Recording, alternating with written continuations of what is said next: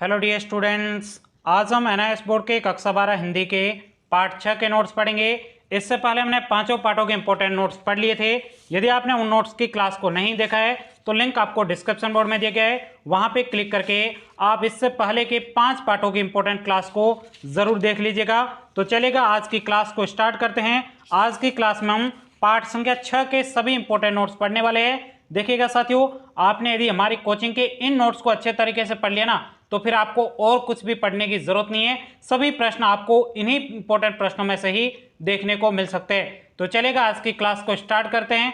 पहला हमारा इंपॉर्टेंट प्रश्न है, गद्य किसे कहते हैं? तो इस प्रश्न का उत्तर है, सामान्य बोलचाल की भाषा को गद्य कहते हैं। यह प्रश्न पिछले साल आपके बोर्ड के एग्जाम में पूछा गया है, इसलिए आप इस प्रश्न के उत्तर को जरूर याद करिएगा। तो इस प्रश्न का उत्तर है, सामान्य बोलचाल की भाषा को गद्य कहते हैं। गद्य किसे कहते हैं? सामान्य बोलचाल की भाषा को गद्य कहा जाता है। चलेगा, बढ़ते हैं नेक्स्ट प्रश्न की तरफ। अगला आपके दूसरा प्रश्न है, जिसमें कहा जा रहा है, गद्य की भाषा कैसी होती है? तो इस प्रश्न का उत्तर है, गद्य की भाषा सरल तथा बोधगम्य होती है, जिससे हम अपने विचार आसानी से व्यक्त कर सकते हैं। गद्य की भाषा कैसी होती है? सरल तथा बोधगम्य होती है, जिससे हम अपने विचार आसानी से क्या कर सकते हैं? व्यक्त कर सकते हैं। चलेगा, बढ़ते हैं अगले प्रश्न की तरफ। अगला आपके तीसरा प्रश्न है, जिसमें कहा जा रहा है, गद्य का क्या महत्व है? यानी आपसे प्रश्न पूछा गया है कि गद्य का क्या महत्व है।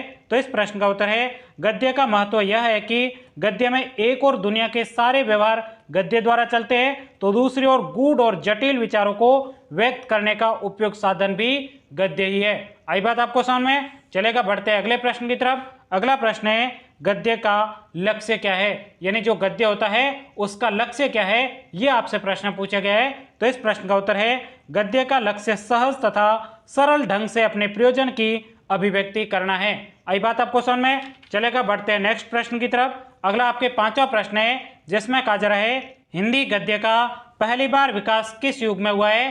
तो इस प्रश्न का उत्तर है, हिंदी गद्य का पहली बार साहित्यिक रूप में विकास भारतेंदु युग में हुआ है। कौन से युग में हुआ है? भारतेंदु युग में हुआ है। चलेगा, बढ़ते हैं अगले प्रश्न की तरफ। उससे पहले मैं आपको बता दूं, देखिएगा साथियों, आप हमारे कोचिंग के इन नोट्स को आप अपने मोबाइल में डाउनलोड करके किस प्रकार से पढ़ सकते हो। चलेगा, मैं आपको इसका पूरा प्रोसेस बता देता हूं।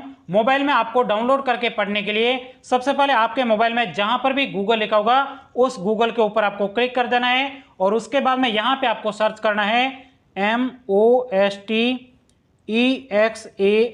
इस प्रकार से आपको क्या लिखना है? मोस्ट एग्जाम लिखना है। फिर जो नीचे आपके सर्च का बटन दिया है, यहां पे आपको क्लिक कर देना है। क्लिक करने के बाद में इस प्रकार से आपके सामने मोस्ट एग्जाम लिखा होगा, यहां पे भी आपको सिंपल तरीके से क्लिक कर देना है।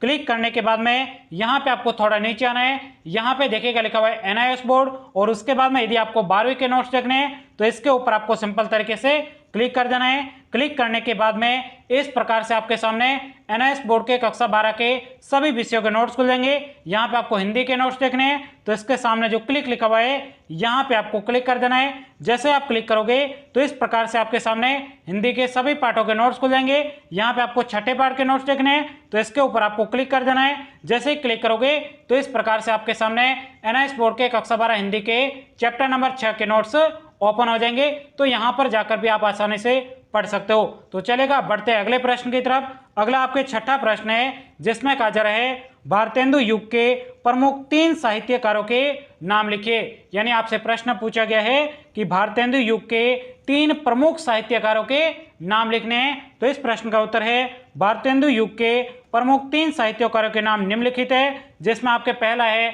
बद्रीनारायण, दूसरा आपके देवकीनंदन, और तीसरा आपके बालकृष्ण है। आई बात आपको समझ में? चलेगा, बढ़ते हैं अगले प्रश्न की तरफ। अगला आपके 7वां प्रश्न है, जिसमें कहा जा रहा है, गद्य के कितने प्रमुख तत्व है? तो इस प्रश्न का उत्तर है, गद्य के प्रमुख 3 तत्व है। गद्य के प्रमुख कितने तत्व है?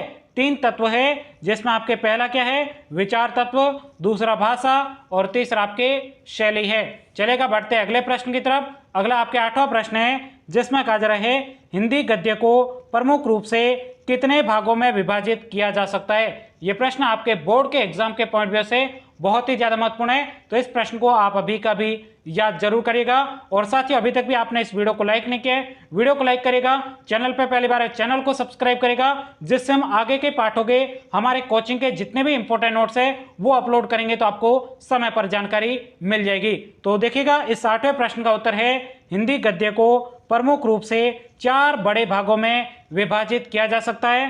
पहला आपके कथा साहित्य। इस कथा साहित्य में क्या आता है ये भी आपको पता होना चाहिए। तो इस कथा साहित्य में कहानी, उपन्यास, लघु कथा आदि आते हैं। और उसके बाद में आपके दूसरा है नाटक, तीसरा आपके निबंध। निबंध को आपको पता होना चाहिए, निबंध को गद्य की कसौटी माना जाता है। आई बात आपको समझ में। और आपके जो चौथा आपके प्रमुख भाग है जिसमें विभाजित किया जा सकता है वो है आपके नवीन विधाय। इस नवीन विधाय में क्या आता है ये भी आपको पता होना चाहिए। तो इसमें यात्रा वृत्तांत, स्मरण, आत्मकथा आदि आते हैं। आई बात आपको समझ में। तो आपके इस छठे पार्ट के इतने इंपॉर्टेंट प्रश्न बनते थे। और अगले पार्ट के प्रश्न देखने के लिए इधर की तरफ आपको जो साइड में वीडियो दिखाई दे रहा है इसके ऊपर क्लिक करके आप नेक्स्ट पार्ट के इंपॉर्टेंट प्रश्न अभी के अभी पढ़ लीजिएगा। तो साथियों, आज के इस वीडियो में इतना ही। Thanks for watching. जय हिंद।